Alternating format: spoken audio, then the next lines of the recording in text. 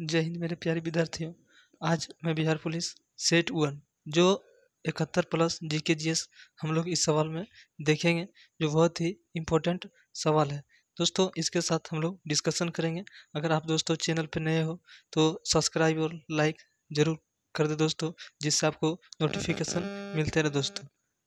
ठीक है, जैसे दोस्तों देखो सवाल नंबर 31, इसमें दोस्तों हम देखेंगे 70 प्लस सिर्फ और सिर्फ दोस्तों जीके जीएस। ठीक है, जो बहुत ही इम्पोर्टेंट।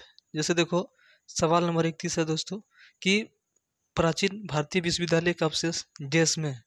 ये 4 ऑप्शन आपके सामने है दोस्तों। ए में है नालंदा, बी नंबर में तक्षशिला, सी नंबर में उज्जैन और डी नंबर में विक्रमशिला दोस्तों।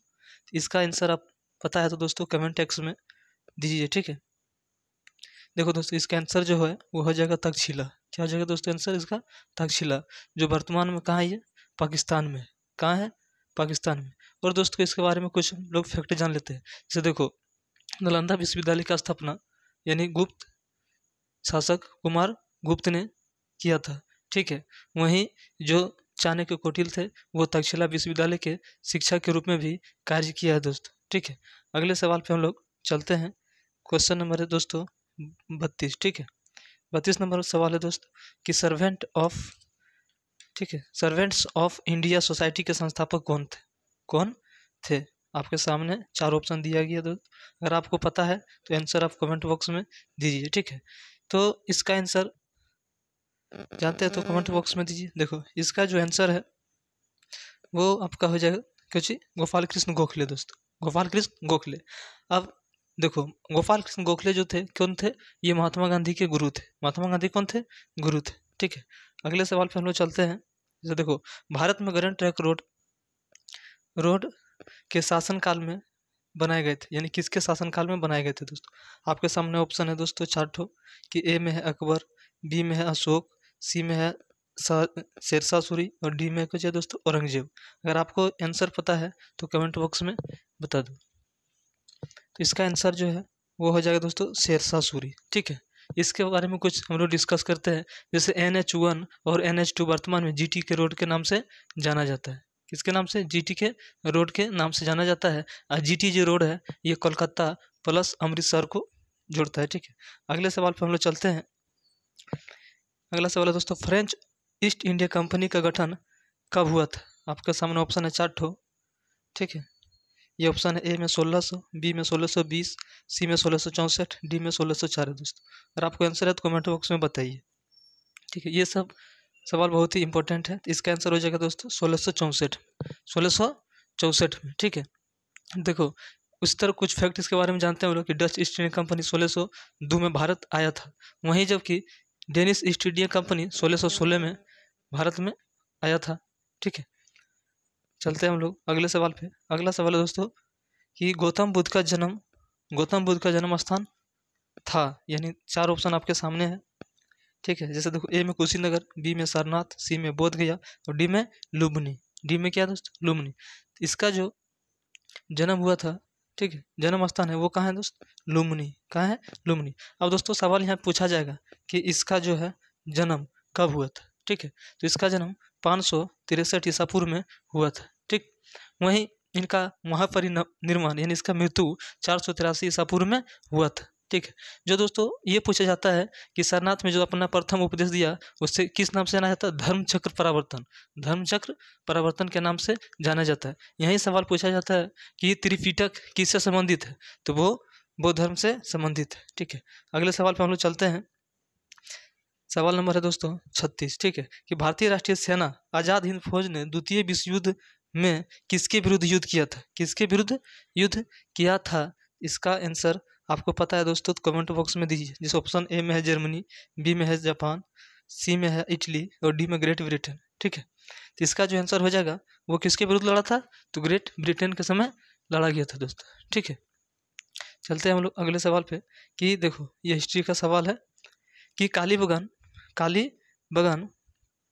किस प्रदेश में विद्यमान है? ठीक है, तो ये जो काली बगान है ये कहाँ पे है दोस्तों? ये आपका राजस्थान में। कहाँ पे है? राजस्थान में स्थित है। ठीक है, चलते हैं हम लोग अगले सवाल पे। देखो ये 1919 ईस्वी में जलियांवाला बाग हत्याकांड कहाँ पे हुआ था? ठीक है, ऑप्शन नंबर आपके सामने है, 4 ठो दिया गया है। ए अमृतसर, बी नागपुर, सी चंडीगढ़, डी कोलकाता। अगर आपको पता है दोस्त तो आंसर कमेंट बॉक्स में दो। ठीक है, तो इसका जो आंसर हो जाएगा अमृतसर, पंजाब। आप लोग को पता ही दोस्तों कि 13 अप्रैल 1919 में जो अमृतसर पंजाब में हुआ था, इसे काला कानून के नाम से भी जाना जाता था। इसी जलियांवाला बाग हत्याकांड के समय महात्मा गांधी केसर ए हिंद का उपाधि त्याग दिया। वहीं वहीं रविन्द्रनाथ टैगोर ने नाइटहुड की उपाधि त्याग दिया था। अब दोस्तों देखो, जलियांवाला बाग किसने आदेश दिया था गोलियां चलाने का? तो वो किसने दिया था दोस्तों? General Dyer. किसने दिया था? General Dyer. ठीक है, इससे सवाल ये भी पूछा जाता है कि जनरल डायर को किसने मारा? तो वो उधम सिंह थे। कौन दोस्तों? उधम सिंह। लंदन में जाके उसको मारा था उधम सिंह को। ठीक है, अगले सवाल पे हम लोग चलते हैं दोस्तों। ठीक है, अगला सवाल 39 है कि स्वराज मेरा जन्मसिद्ध अधिकार है। कि देखो दोस्तों, अगला सवाल हम लोग कि स्वराज मेरा जन्मसिद्ध अधिकार है और मैं इसे लेकर रहूंगा, यह कथन किसका है? तो ये कथन किसका है दोस्तों? बाल गंगाधर तिलक का। बाल गंगाधर तिलक का। ठीक है, अगले सवाल पे हम लोग चलते हैं कि महावीर का जन्म किस नाम के क्षेत्रीय गोत्र में हुआ था? तो इसका जो आंसर दोस्तों आपको पता है तो कमेंट बॉक्स में बताइए। तो ज्ञात तक कुल में होता है दोस्तों। ये 70+ क्वेश्चन है जो हम लोग फटाफट देखेंगे, तो देर हो जाएगा दोस्तों। ठीक है, स्पीड थोड़ा करते हैं। कांग्रेस ने भारत छोड़ो आंदोलन का प्रस्ताव किस थीम में रखा गया था दोस्तों? किस प्रस्ताव में? तो इसका ऑप्शन दिया गया दोस्तों, तो 1942 में रखा गया था। ठीक है, 1942 में भारत छोड़ो ये रखा गया था। ठीक है, अगले सवाल पे चलते हैं दोस्तों कि फ्रांस के क्रांति के समय 1789 में वहाँ के राजा कौन था? ठीक है, तो इसका आंसर हो जाएगा लुई 16वां। क्या हो जाएगा? लुई 16वां। ठीक, अगले सवाल पे हम लोग चलते हैं। भारत में सबसे घनी जनसंख्या किस राज्य में मिलती है? तो ये दोस्त अपना प्यारा बिहार हो जाएगा, यानी बिहार। ठीक है, अगले सवाल पे चलते हैं कि समान आपदाओं को कितने वर्गों में बांटा गया है? ठीक है, समान आपदाओं को कितने वर्गों में बांटा गया है? इसका आंसर हो जाएगा दोस्तों 2 वर्ग। ठीक है, कितने वर्ग हो जाएगा? 2 वर्ग हो जाएगा। अगले सवाल पे चलते हैं हम लोग कि अगला सवाल है दोस्तों, अजंता और एलोरा की गुफाएं किस राज्य में स्थित है? किस राज्य में स्थित है? तो इसका आंसर हो जाएगा दोस्तों महाराष्ट्र। क्या हो जाएगा इसका आंसर? महाराष्ट्र। ठीक है, अगले सवाल पे हम लोग चलते हैं कि निम्न में से कौन सा नवीकरणीय ऊर्जा संसाधन नहीं है? देखो पूछ दिया है क्या? कौन नहीं है? ठीक है, कौन सा नहीं है? ठीक है, संसाधन नहीं है। तो संसाधन कितने होते हैं दोस्तों? 2 प्रकार के होते हैं। एगो होता है नवीकरणीय और एक क्या होता है दोस्तों? अनवीकरणीय। तो हम लोग नवीकरणीय हम उसको कहते हैं जो पुनः प्राप्त कर सकते हैं। ठीक है, और अनवीकरणीय हम उसे कहते हैं जो पुनः प्राप्त नहीं कर सकते हैं। देखो दोस्तों, जल को हम प्राप्त कर सकते हैं, वायु प्राप्त कर सकते हैं, सौर ऊर्जा प्राप्त कर सकते हैं, लेकिन कोयला का दोस्तों एक बार उपयोग करने पर दोबारा हम नहीं कर सकते। इसीलिए ये कौन हो जाएगा? अनवीकरणीय। ठीक है, अगले सवाल पर हम चलते हैं कि कपास की खेती के पैदावार देश में अच्छी होती है, यानी किस में अच्छी होती है? तो इसका आंसर हो जाएगा दोस्तों काली मिट्टी। काली मिट्टी, जिसका काली मिट्टी का दूसरा नाम है रेगुर मृदा। क्या दोस्तों? रेगुर मृदा। ठीक है, आगे हम लोग चलते हैं। अगला सवाल है वन्यजीव से संबंधित सवाल है, यानी अभ्यारण्य से पूछ रहा कि बंदीपुर वन्यजीव अभ्यारण्य देश में स्थित है। तो इसका आंसर हो जाएगा दोस्तों कर्नाटक। कहाँ ये स्थित है? कर्नाटक में। ठीक है दोस्तों, और ये सवाल पूछा जाता है कि टाइगर मैन के नाम से कौन जाना जाता है? ठीक है, तो इसका आंसर हो जाएगा कैलाश सत्यार्थी। ठीक है, अगले सवाल पर हम लोग चलते हैं, क्वेश्चन नंबर 49। ठीक है, इसमें आपका हो जाएगा, देखो सवाल पूछ रखा है कि समुद्र की गहराई किसके द्वारा मालूम की जा सकती है? तो इसका आंसर हो जाएगा सोनार। क्या हो जाएगा? सोनार। अगले सवाल पे चलते हैं कि भारत के निजी क्षेत्र में सबसे बड़ी उद्योग परियोजना कहाँ स्थित है? ठीक है, कहाँ स्थित है? सबसे बड़ी परियोजना कहाँ स्थित है? तो इसका हो जाएगा दाभोल, महाराष्ट्र। और महाराष्ट्र की राजधानी दोस्तों कहाँ है? तो मुंबई। ठीक है, आगे सवाल पे हम लोग चलते हैं कि पशु और पौधों की जातियों में सबसे बड़ी विविधता कहाँ पाई जाती है? कहाँ पाई जाती है सबसे बड़ी विविधता? ठीक है, तो इसका हो जाएगा उष्णकटिबंधीय तो इसका आंसर हो जाएगा क्या? उष्णकटिबंधीय आर्द्र वनों में पाया जाता है। ठीक है, अगले सवाल पर हम लोग चलते हैं कि भागों में ओजोन परत हमारी रक्षा किससे करती है, हमारी रक्षा किससे करती है। दोस्तों सबसे पहले देखो इससे क्या निकलता है, तो परावैंगनी किरण, जिससे क्या हो सकता है त्वचा कैंसर। इसका आंसर क्या हो जाएगा, परावैंगनी किरण। आप दोस्तों पूछा जाता है कि ओजोन परत की मोटाई किससे मापा जाता है, तो डबसन से। किससे मापा जाता है दोस्तों, डबसन से, ठीक है। और ओजोन का सूत्र क्या होता है दोस्तों, O3, क्या होता है O3, ठीक है। वहीं ओजोन दिवस हम लोग कब मनाया जाता है, तो 16 सितंबर को। कब मनाते हैं, 16 सितंबर को ओजोन दिवस मनाया जाता है, ठीक है। अब देखो वायुमंडल, तो दोस्तों वायुमंडल तो सबसे पूछा जाता है दोस्तों कि निचली परत जो होता है उसको क्षोभ मंडल कहते हैं, जिसमें मौसमी घटना घटता है। जैसे आयन मंडल में क्या होता है, तो वो सैटेलाइट वगैरह जो लगा रहता है, जो मोबाइल संचार वगैरह ये सब उसमें होता है। अब देखो समताप मंडल, जिसमें ये पाया जाता है वायु, ये ओजोन परत, ठीक है। उसी में हवाई जहाज वगैरह सबको उड़ता है दोस्तों। अगले सवाल पर हम लोग चलते हैं, क्वेश्चन नंबर दोस्तों 53, ठीक है। कि भारत संविधान नागरिकों को कितने प्रकार के मौलिक अधिकार प्रदान करता है, ठीक है। मौलिक अधिकार प्रदान करता है, तो इसका आंसर हो जाएगा दोस्तों 6। कितने हैं, 6 है, ठीक है दोस्तों। चलते हैं हम लोग अगले सवाल पे कि निम्न में से संविधान सभा की संघीय संविधान समिति का अध्यक्ष कौन था, अध्यक्ष कौन था, ठीक है। तो इसका आंसर हो जाएगा जवाहरलाल नेहरू। क्या हो जाएगा दोस्तों, जवाहरलाल नेहरू, ठीक है। वहीं पूछा जाता है दोस्तों, 2-4 सवाल हम लोग देख लेते हैं कि झंडा समिति JV कृपलानी था। वहीं संघ संविधान समिति जवाहरलाल नेहरू, प्रारूप समिति BR अम्बेडकर, ठीक है दोस्तों। अगले सवाल पे हम लोग चलते हैं कि निम्न में से कौन एक व्यय भारत के संचित निधि पर आधारित नहीं है, तो इसका आंसर हो जाएगा दोस्तों भारत के महान्यायवादी के वेतन भत्ते, ठीक है। अगले सवाल है कि संविधान के किस अनुच्छेद में राज्य द्वारा प्राथमिक शिक्षा मातृभाषा में दिए गए प्रावधान है, शिक्षा का मातृभाषा, तो वो 350 के A हो जाएगा, 350 के A, ठीक है, यानी 350 हो जाएगा। अगले सवाल पे हम लोग चलते हैं कि संसद के दोनों सदनों की बैठक का सभा कौन होता है, तो इसका हो जाएगा लोकसभा अध्यक्ष, ठीक है। अगले सवाल पर हम लोग चलते हैं कि उच्चतम न्यायालय के, ठीक है, क्या है, उच्चतम न्यायालय के न्यायाधीश की सेवानिवृत्ति की आयु कितना होता है, ये दोस्तों 65 वर्ष होता है। कितना होता है, 65 वर्ष होता है, ठीक है। अगले सवाल पे चलते हैं कि किस राज्य की विधानसभा के अधिकतम सदस्य कितने हो सकते हैं, अधिकतम सदस्य कितने हो सकते हैं, ठीक है। तो इसका आंसर हो जाएगा दोस्तों 500। कितना हो जाएगा, 500, यानी ऑप्शन नंबर C होगा, ठीक है। अगला सवाल है दोस्तों कि भारत में क्या है विद्यार्थियों, कि भारत में प्रथम आम चुनाव किस वर्ष हुआ, आम चुनाव किस वर्ष हुआ। तो देखो दोस्तों 1951 या 52 में हुआ था, 51-52 में। तो ऑप्शन नंबर देखो D में दोस्तों 52, यानी प्रथम आम चुनाव कब हुआ था, 52 में हुआ था, ठीक है। अगले सवाल पर चलते हैं कि सूखे सेल का एनोड किससे बना होता है, सूखे सेल का एनोड किससे बने होते हैं, तो इसका आंसर हो जाएगा ग्रेफाइट, ठीक है। क्या हो जाएगा इसका आंसर, ग्रेफाइट, ठीक है, ये ग्रेफाइट। चलते हैं अगले सवाल पे हम लोग कि ध्वनि ऊर्जा को विद्युत ऊर्जा में, ठीक है, सवाल है ध्वनि ऊर्जा को विद्युत ऊर्जा परिवर्तन करने वाले यंत्र का नाम क्या है, तो इसका आंसर हो जाएगा दोस्तों माइक्रोफोन। क्या हो जाएगा, माइक्रोफोन।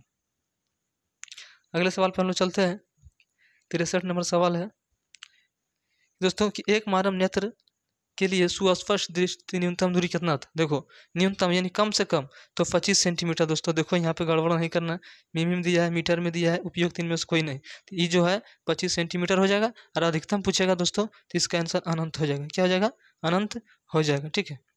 अगले सवाल देखो कि हाइड्रोजन बम का आविष्कार किसने किया था, हाइड्रोजन बम का आविष्कार किसने किया था, इसका हो जाएगा एल्बर्ट टेलर, ठीक है। ये भी पूछा जाता है दोस्तों जो हाइड्रोजन है ये आवारा तत्व के नाम से भी जाना जाता है, ठीक है। अगला सवाल है कि निम्न में से ध्वनि का वेग सर्वाधिक किस में होता है, ध्वनि का वेग सर्वाधिक किस में होता है, जिसका आंसर हो जाएगा दोस्तों इस्पात। क्या हो जाएगा, इस्पात, ठीक है। अगले सवाल पे हम लोग चलते हैं कि मानव का समान रक्तदाब कितना होता है, ठीक है। मानव का समान रक्तदाब कितना होता है, तो 120/80 होता है, जो ऑप्शन नंबर A हो जाएगा, ठीक है।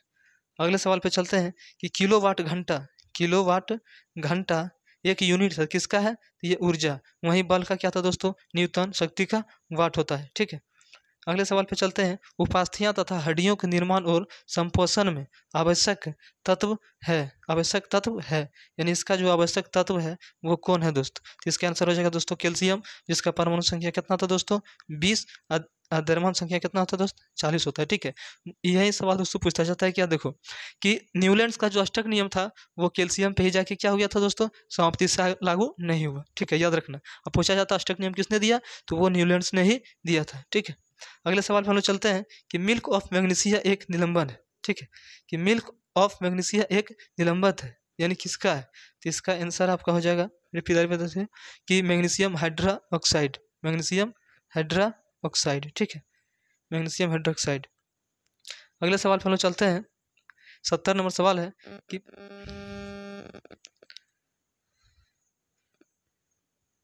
कि प्लास्टर ऑफ पेरिस का रासायनिक नाम क्या है? प्लास्टर ऑफ पेरिस का रासायनिक नाम क्या है? तो इसका आंसर हो जाएगा दोस्तों कैल्शियम, कैल्शियम सल्फेट हेमीहाइड्रेट। ये फॉर्मूला पूछा था दोस्तों कि CaSO4 इंटू ½ H2O, वहीं सिर्फ जिप्सम पूछ दे दोस्तों। क्या पूछ दे? जिप्सम, तो उसका सिर्फ CaSO4 इंटू 2H2O हो जाएगा। ठीक है दोस्तों, जिप्सम का।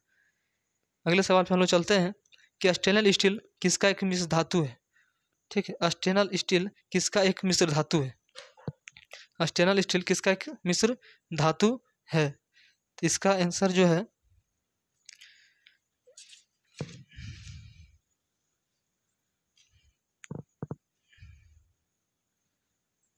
इसका आंसर दोस्तों हो जाएगा इसका सी, यानी लोहा, क्रोमियम और निकेल। लोहा, क्रोमियम और निकेल, आपका ऑप्शन नंबर सी। ठीक है, अगले सवाल पर हम लोग चलते हैं कि कांच को नीले रंग निम्न से कौन प्रदान करता है?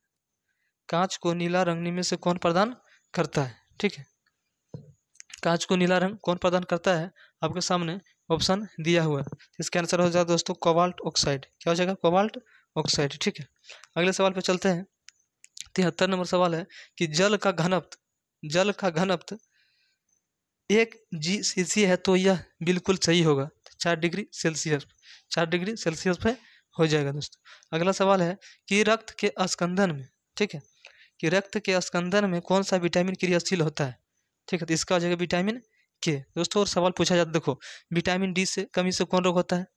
ठीक है, जिससे हड्डियों में होता है। विटामिन सी से अस्कर्वी, और विटामिन ए से बेरी, ए से रतौंधी होता है, और डी से रिकेट्स होता है, और विटामिन सी से अस्कर्वी होता है, और के से थक्काजन। अगला सवाल है किसकी उपस्थिति के कारण गाय का दूध का रंग पीला होता है?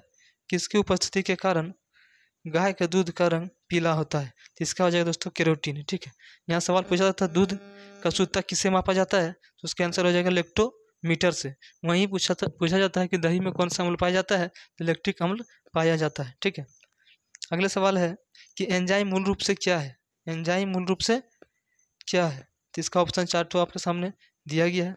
यह है एक तरह से क्या है दोस्तों? प्रोटीन है। क्या है? प्रोटीन। अगले सवाल पर हम लोग चलते हैं। 77 नंबर कि कान की कितनी हड्डियां होती है?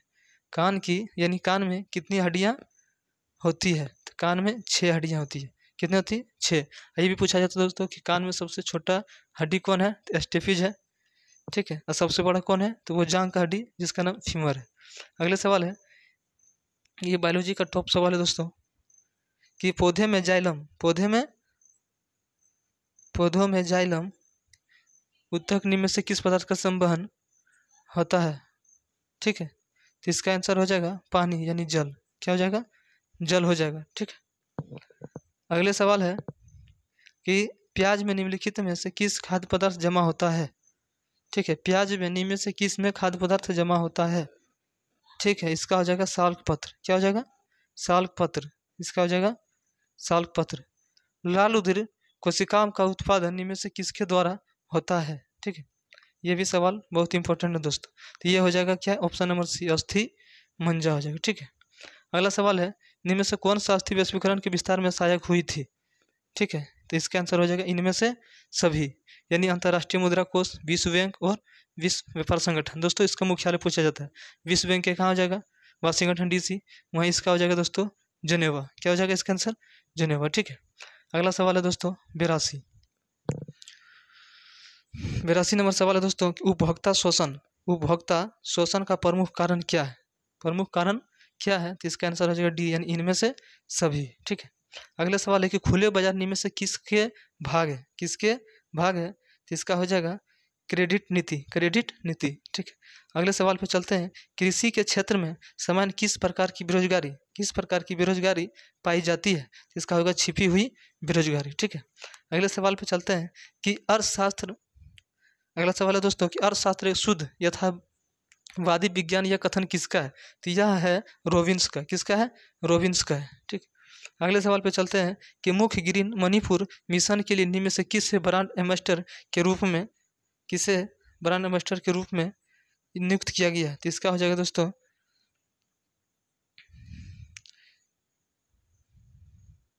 Nelson अजूबे, Nelson अबुजुबे। ठीक है। अगले सवाल पे चलते हैं हम लोग। अगला सवाल है कि 73वें स्वतंत्रता दिवस के सांध पर, ठीक है, 73वें स्वतंत्रता दिवस के सांध पर कई छात्रों, कुछ सामाजिक संगठनों के सदस्य ने एक मानव श्रृंखला बनाकर 15 किलोमीटर लंबे ध्वज फहराया था। तो यह कहाँ फहराया गया था दोस्तों? तो रायपुर में। कहाँ फहराया गया? रायपुर में फहराया गया था। ठीक है।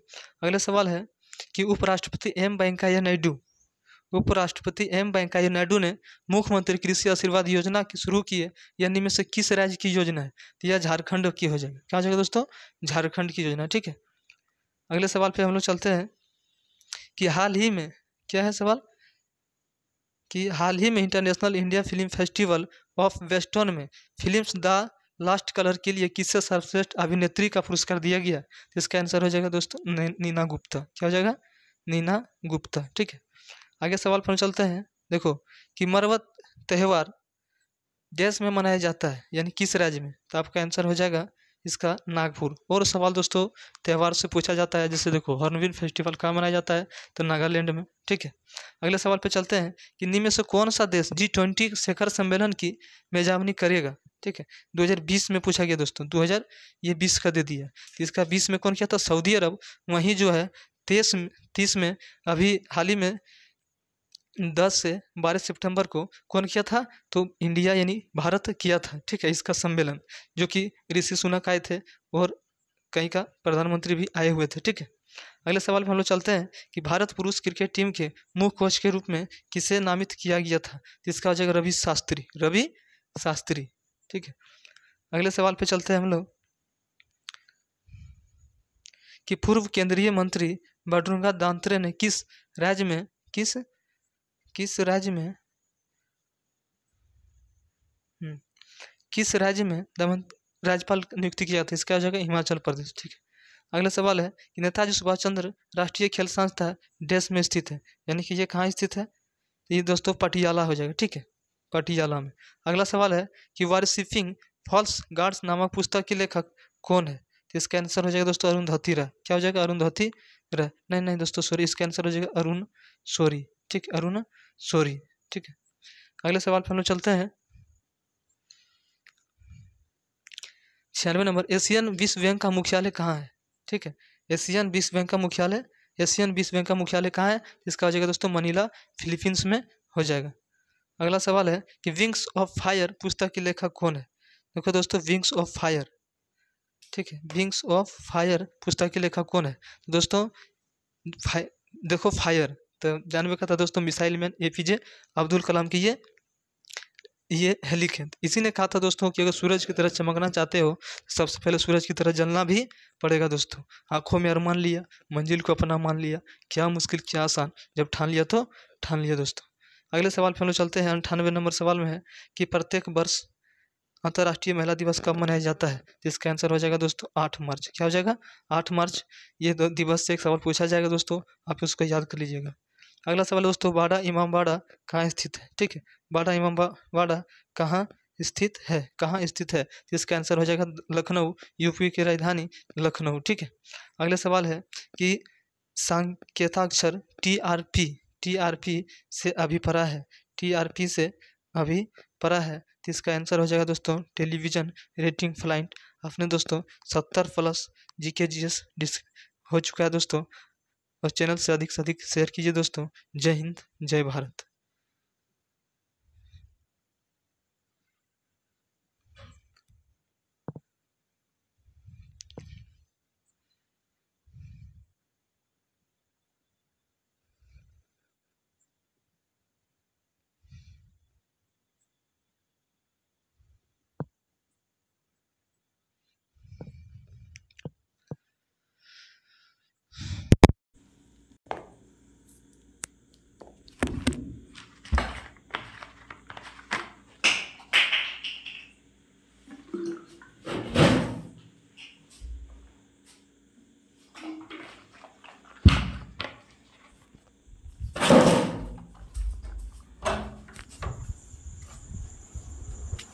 कुछ कह लीजिए दीदी, कुछ कह लीजिए, कुछ